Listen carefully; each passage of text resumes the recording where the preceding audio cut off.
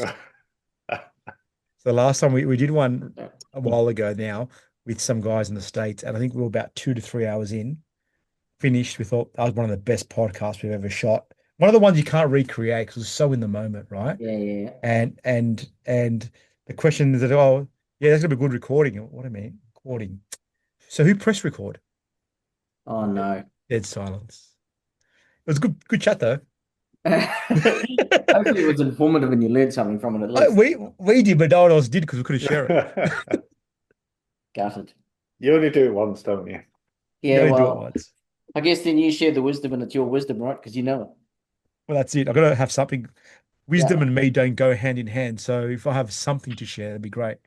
absolutely. So Absolutely. Corey, how are you, mate? Very well, thanks, buddy. Friday Fantastic. afternoon. Should I say it's Friday afternoon? Yeah, why It not? is Friday afternoon. How Yeah. you going, Jeff? Yeah, good. I was going to say, it's, in Brisbane, they all finish early anyway on a Friday. So Corey's done now. Yeah, I'm 3 hours over, Jeff, to be honest. I should have been home mowing my lawns. Probably should have had the dog walked and the lawns mowed by now. Yeah, The dog's mowed and the lawn's walked. yeah, pretty much. Uh, I will say, Jeff, your beard's looking mighty beady. Good.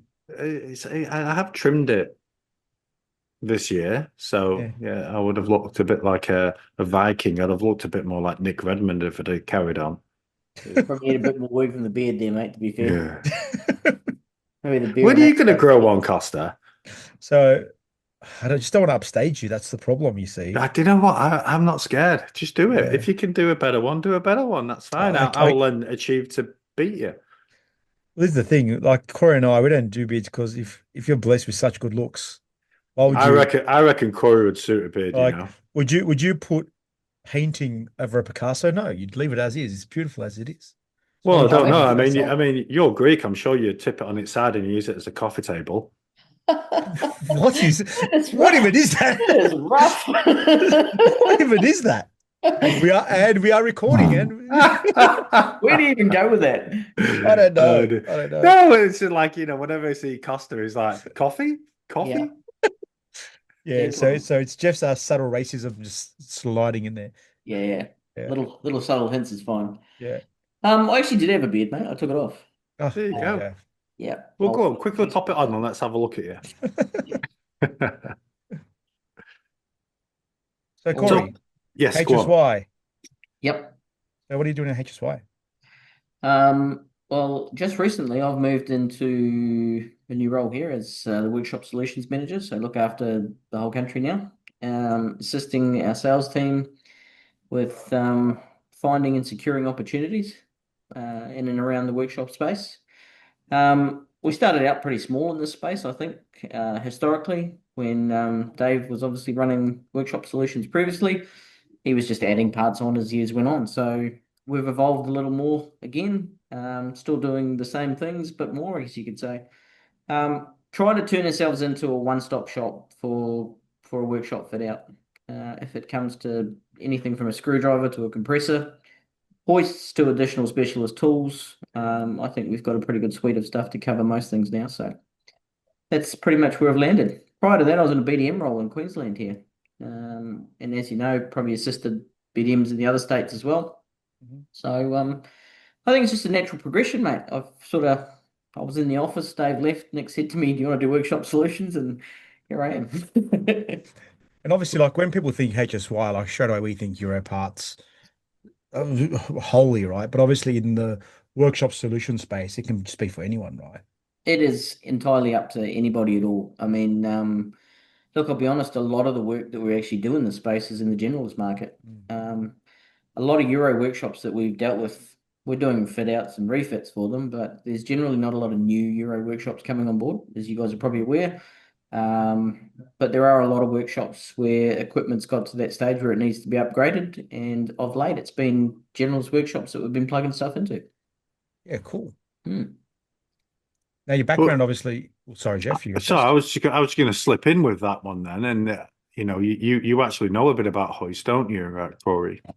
Yeah, a little bit You're of not just a sales background guy, are you? no. Look, I guess transparency. I've been in the automotive industry for about 30 years, so I've worked in a number of workshops. I've owned my own workshops, but I also did a couple of years, or a few years actually, in the equipment industry, both in New Zealand and here in Australia. So in New Zealand, I was a national sales manager for Precision Equipment, who were Rotary and Hunter and all of the likes as far as equipment goes.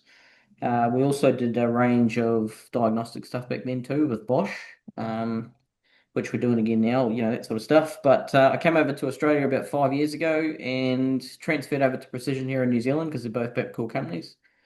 So I've spent quite a bit of space in the equipment side of things, not just from a management perspective, but I've also spent a lot of time on the ground with the guys, getting some hands-on time doing that sort of stuff and learning the process kind of from the ground up. It's sort of the way I prefer to do it, knowing what I'm doing rather than just sort of talking and talk, because it's pretty easy to be a salesman, so they say. But I've actually gone through quite an extensive amount of training with both Hunter and Rotary in the equipment space. So, yeah. And am I fair to say pre that you've also got some prior experience besides the equipment space, right? Yep.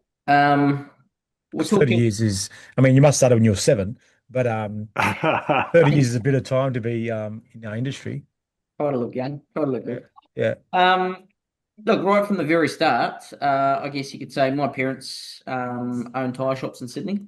They had about 6 shops in Sydney. So back in the mid to late 80s, I was sort of kicking around on the weekends fitting tyres as a 10-year-old. So it was sort of not to be done, but to be done kind of stuff. You know what I mean? Back in those days, it was as long as you don't lose your finger, mum won't find out about it. You'll be sweet. Carry on and Ch- fit those tyres. Child labor laws were never documented back then. They're fine. There's no such thing as exploitation back in those days. Yeah. So yeah, I kind of progressed from there, and I spent, I'm going to say probably 15 years in the tire industry. I just basically at 15 left school, got into it, worked for Bridgestone for about 10 years, and then ended up managing my own store for Bridgestone when I was about 19. I think I was the youngest manager in Bridgestone at the time. Yeah, wow.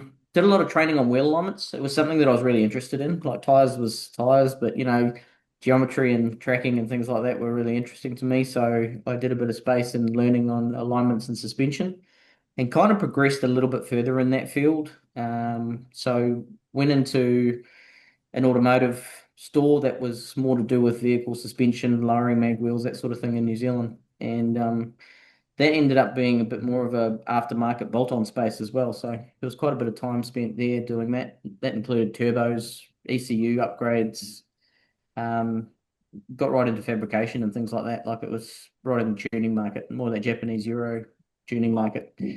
From there, I went out and again in sales, worked for one of the wheel suppliers as a national sales rep for New Zealand when I was in the time.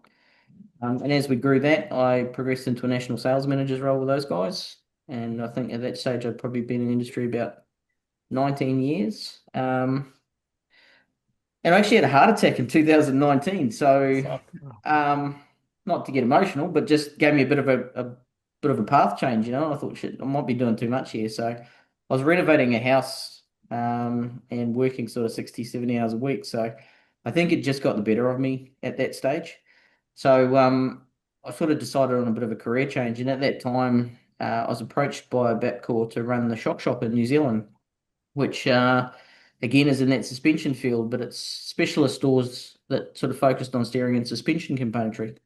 So I ended up managing 38 stores in New Zealand, which was really cool. Like some really great individuals that I worked with, a couple of business owners as well as licensed franchisees. And yeah, I spent about 2 or 3 years in that. And then when COVID hit, I got asked to move into running Autoline and NZ Brake Co. So couple of different companies all under the same umbrella, but I had a bit of a split role there where I was sort of caretaking two different operations at the same time and still looking after the shock shop.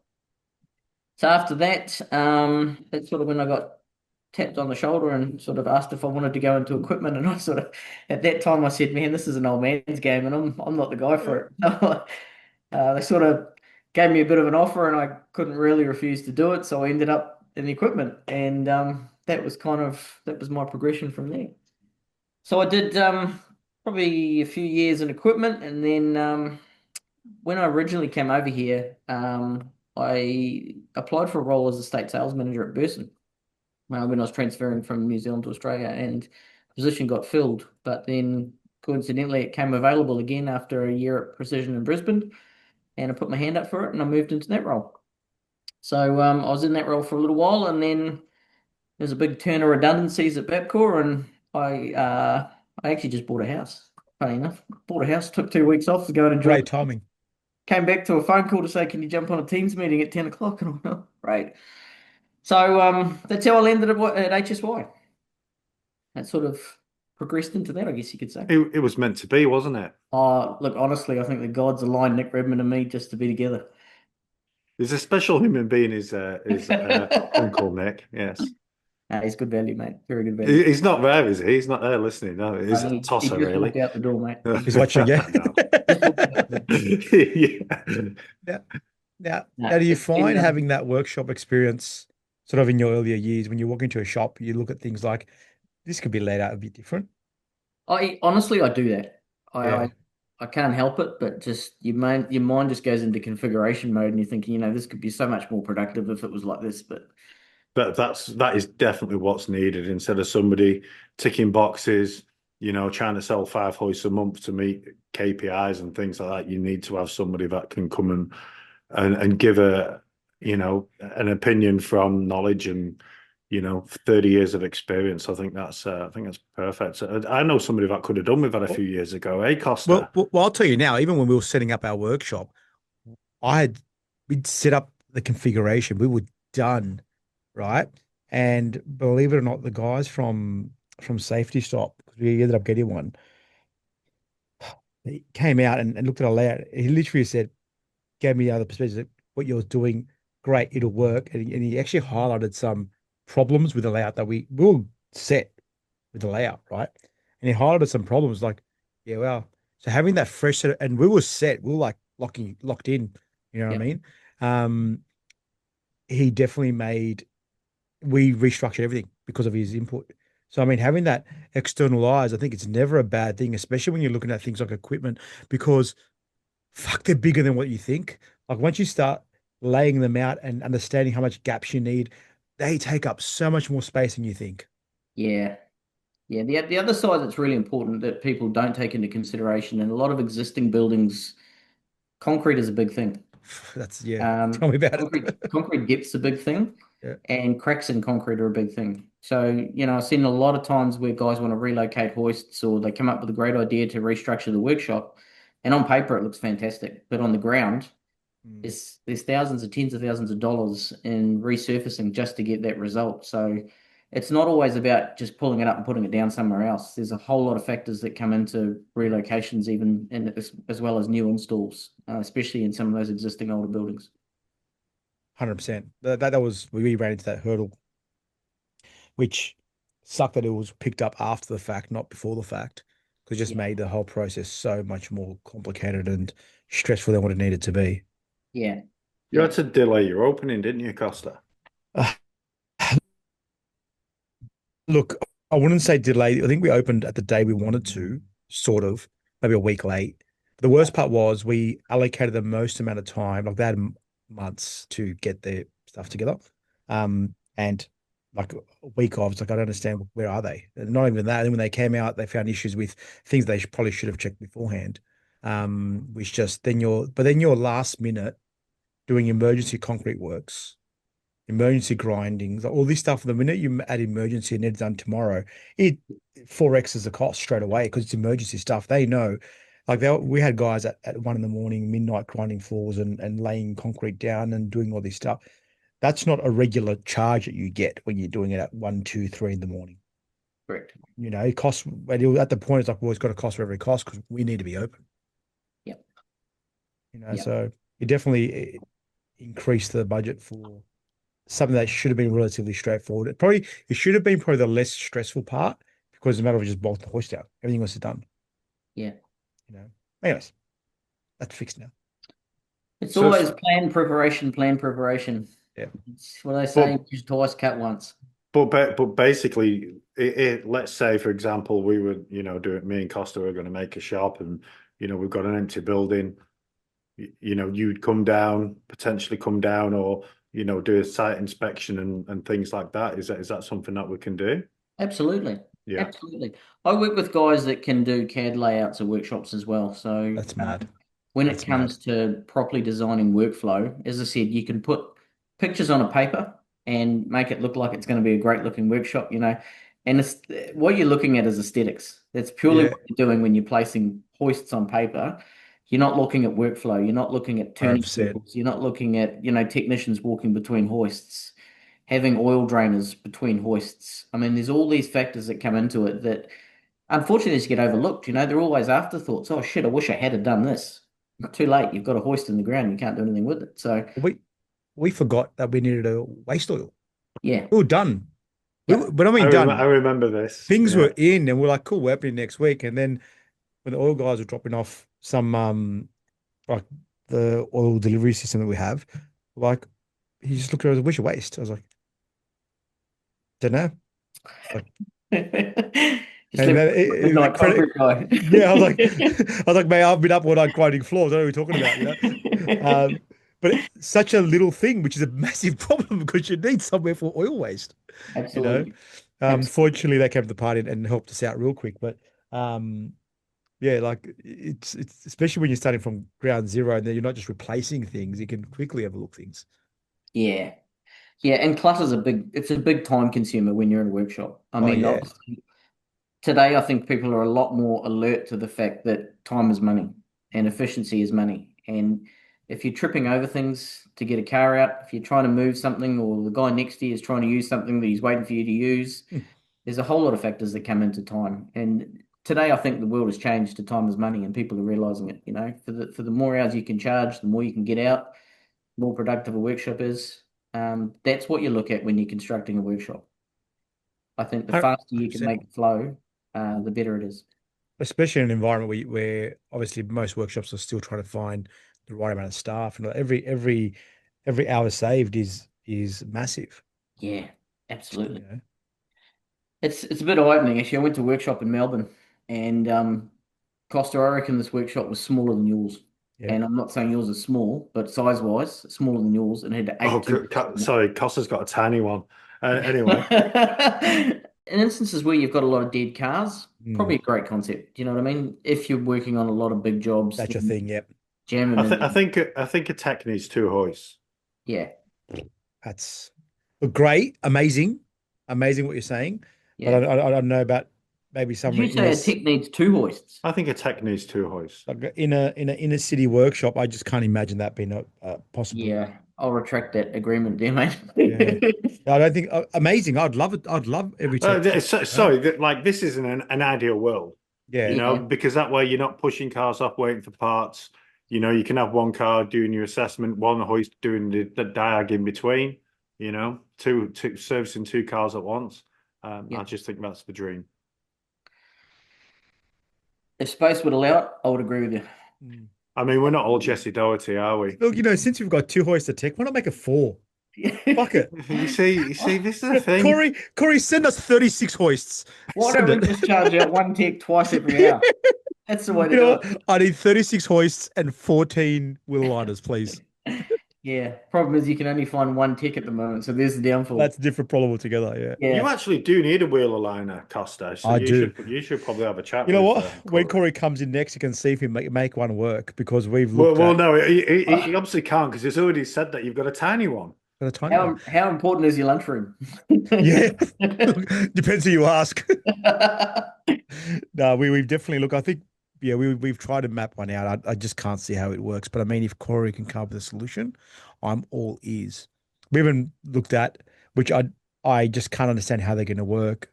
There's got like two post lighting.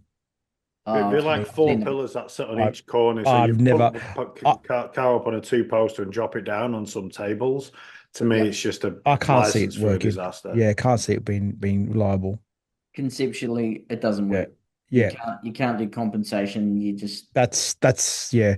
So Yeah, I mean, doing caster swings, you just can't do it. I just can't when see it. so when you're next in Sydney, Corey, we've got a task for you. Yeah, look, I'm all for it, mate. I'll come and replan what's going on Do you already. know what? Yeah. I bet you can't. I bet you can't find a hoist that fits in that shop. No, you won't. I think that ideal layout you've got is perfect. Yeah. It's exactly what you need for that shop, and I Yeah. think you just make a mess if you put a four poster in there. Yeah. We played with some ideas, but yeah, can't work it out. Anyways, You'd that's get one in, but you're possibly going to lose you'll lose the other one of horse. your Yeah. other two posters. And Yeah, then we which is then we appalling. thought, do we put like a sunken scissor? Problem is, whenever it's up, you lose that hoist again. Anyways, There is a way to do it. Next time I'm there, we'll work it out, and you can decide on it. lovely, All right? cool. And while you're down here, send 4 more hoists for Jeff No because problem at all. 4 per tech. No, so no. It's only me. I only need two. I Oh, only need two. damn. I want them about that big. Yeah, that's what I'm talking about. Okay. About an inch tall. What now? See what we can do. See what we can do. So, Um, what do you see? What space do you see growing in that equipment space? Do you see people like sort of deviating more to tire machines, blue liners, hoists? Is there a certain, or even maybe a specialized tool that you're seeing being a bit hot and tricky? there's a couple of areas where I have noticed, I guess, chain stores starting to move into tires. Mm. Um, and I think it's become the next hot thing. The issue I see, and it's only my personal opinion here, is that there's no money in tires anymore. I mean, there was a day where, tires were a healthy margin and you could make a dollar out of it and do it on its own. But I think guys are diversifying a lot into tires to try and take on that next clip of the ticket. Well, you got a car in there and it needs tires if you've been servicing them somewhere else. I don't think it's always about the extra income. It's the being able to do it there and then, and Yep. you're not relying on a third party. You can do it all in house and saving Control. time driving cars to the tire shop. I And think, it's quality control and all that sort of jazz as yeah. well. But then Yep. you're stuck with all the waste. That's the thing with That's tires. it. Like I used to do tires in the UK, and you're just lumbered with carcasses. Yep. Yeah, well, I mean, that's sort of an area that I'm seeing a little bit more, a lot more of it's popping up. Um, we're certainly looking into new tooling range we got from Warmick in Mhm. Sweden, which is all about on-car hub removal, wheel bearing removal, bush removal. So it's a portable two-way ram, and it comes in complete sets to remove Gen 1, 2, 3 wheel bearings. There's air-operated ball joint snappers. We've got universal bush kits, so you're literally only undoing the bolt, pulling the bush down, removing the bush, and putting it back in while you're in the car. You don't even have to pull the whole leg out. So Mm. again, we're going back to that time-saving stuff. That's for us probably the most exciting thing that we've got coming on board. We've just sort of taken it on board this year. We had it at Evolve last year. The guys from Sweden were over here demonstrating it. So we're going to do a bit of a push with that this year to get that up and running. A really good product, actually. It's a really good time-saving product. And I guess the other thing, just to our conversation, is a lot of people seem to be upgrading their hoists. Mm. I think you're seeing that evolution of, they've done 7 or 8 years, and now it's time for replacement. It's unfortunate, but I've got to say it, hoists aren't what they were 8 years ago. Yeah, of course. And, guys have had hoists in workshops for a very long time and they've run like, tanks have just kept going and going. But it's the cost of producing things these days. People are cutting costs everywhere and they're not as good a quality as they were years ago. But a lot of people are still doing it. They're replacing the hoists with the same brands and same models as they had before. So I reckon we modeled ours. We thought 5 years. 5 years to put in your hoist, and we got good hoists. Yep. But I reckon 5 years, you'll probably then start running into breakdowns and all that sort of jazz that comes with when. I think that 7 years great, but I think by then you've probably had a few breakdowns, and what does that cost you when times everything, right? Yeah, look, I think there are some good hoists in the market still today, and I'm not going to say they're all rubbish at all by any standards, but I know you've got rotaries in your Yeah, workshop. They're a great product. yeah, I've sold them, I swear by them, and they do have longevity, and yeah. parts are replaceable, so they have got a bit of length in them. But yeah, there is a lot of, I guess you could say, cheaper stuff in the market today, and people are buying cheap stuff as well. It's the way it is. Mm.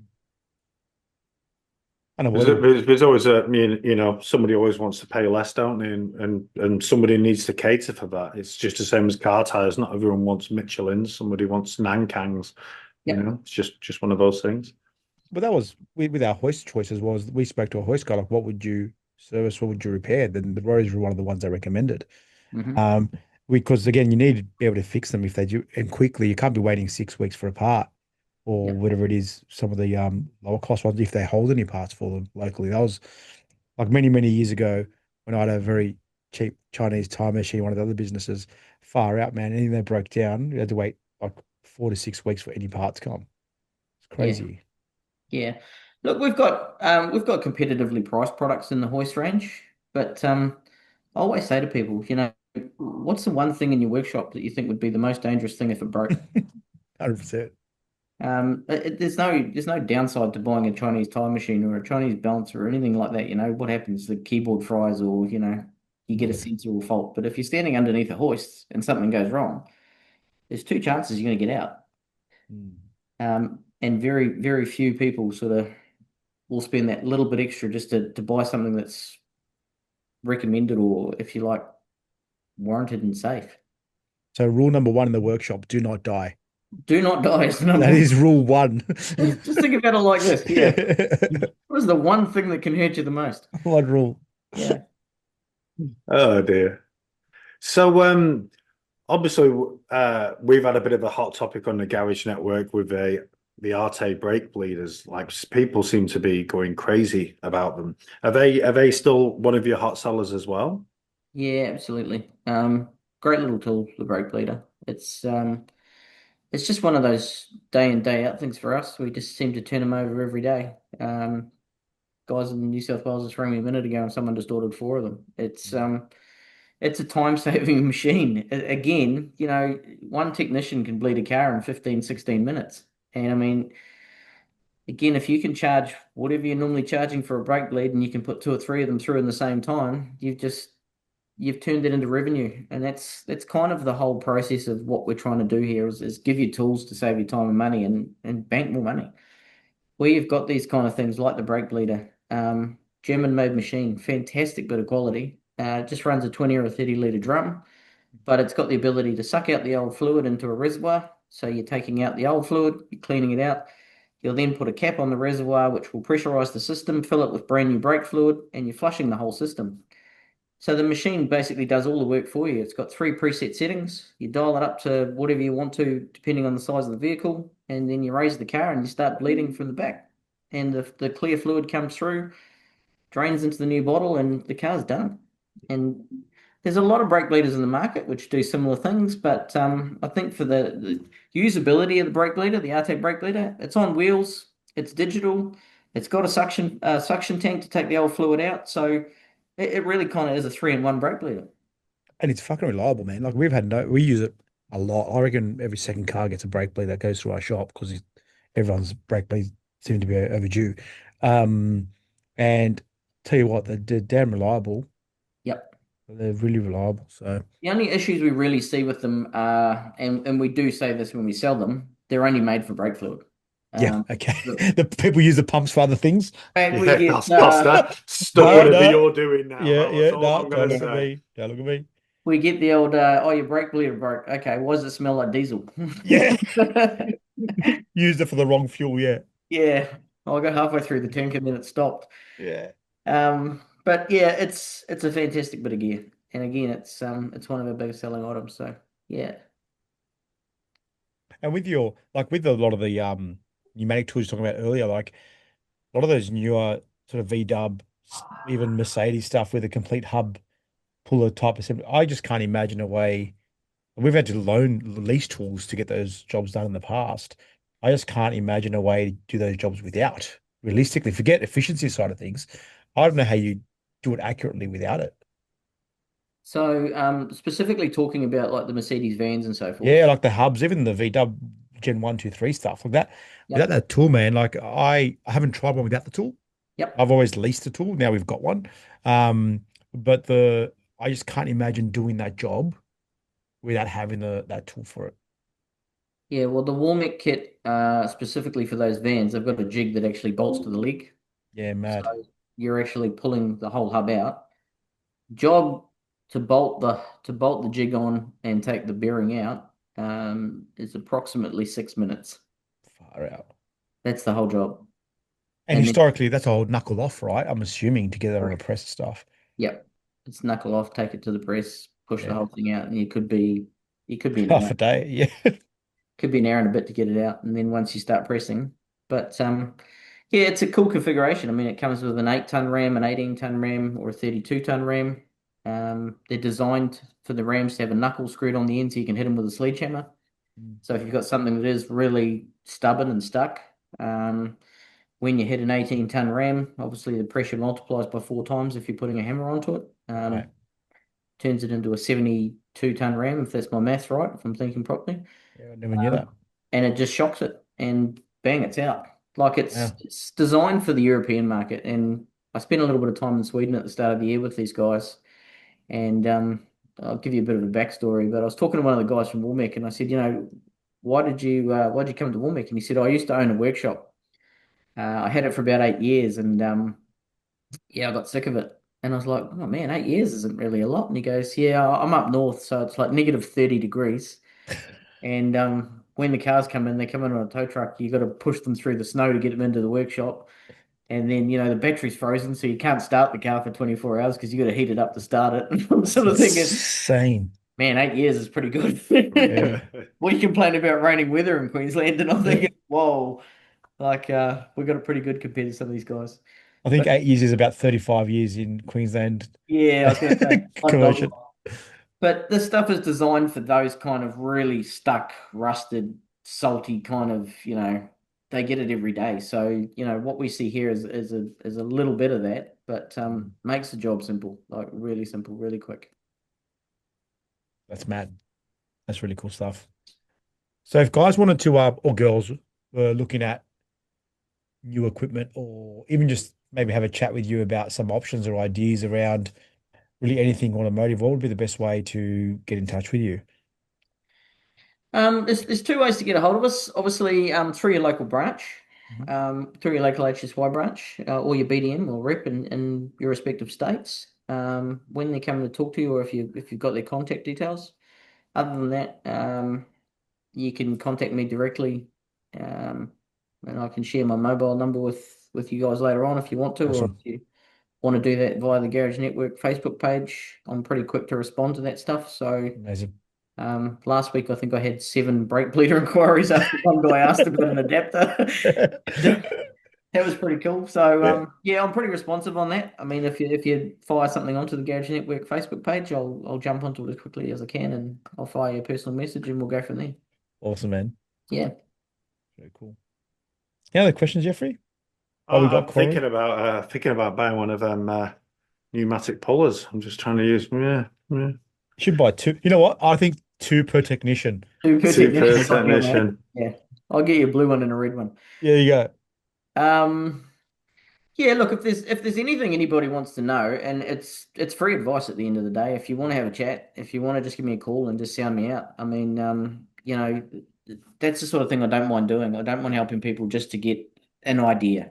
If you want to get to the concept stage and you want to start designing and things like that, we can talk about that at a later stage. But if you just want to have 10-minute phone call to say, look, I'm thinking about doing this. What do you think?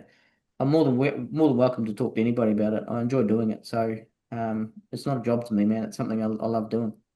So, but even options. So, like, this is one thing that whenever the guys ask in the network, we try and target yourself for the right person for it.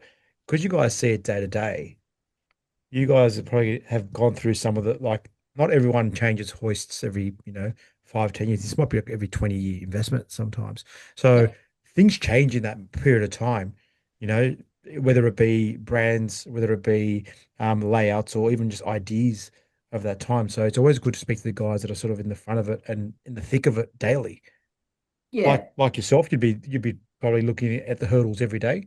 Um, with us, we're probably seeing it once every 5 to 10, 15 years when it's something's broken. Yeah. Look, one thing I will say is I'll give you an honest opinion. I talked myself out of a $70,000 scissor lift the other day because I was speaking to a customer.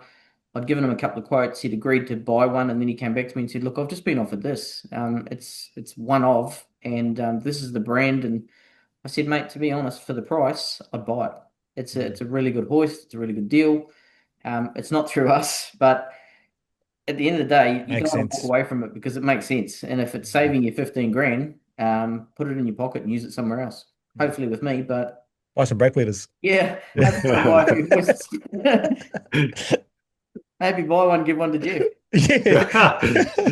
I'll post my address. Yeah. Yeah. Absolutely. I'll pay. Yeah, I'll that's pay one for thing I will freight. do. I'll give you an honest opinion, and Yeah, mad. I'm not afraid to say if we haven't got it, I can tell you where to get it if you want it. Like if you're dead set on buying something and that's exactly what you want, I'll try and fit it into whatever I can to make it work for you. Amazing. That's really cool, Corey. I pretty appreciate that, mate. So for our members that are on the Garage Network page, or even if you come to our events, you see Corey, say good day. And if you request any workshop solution stuff, expect Corey to be tagged. Oh, wicked. Easy. Thanks, guys. Thank you so much. I'll move on to mowing my dog and walking my You lawns. can, yeah, go mow your dog. Yeah, have a great weekend, Corey. Have a good Thanks for having a chat with us. No problem, guys. Thanks for the opportunity. I'll talk to you soon. legends. Bye. Take care. See you.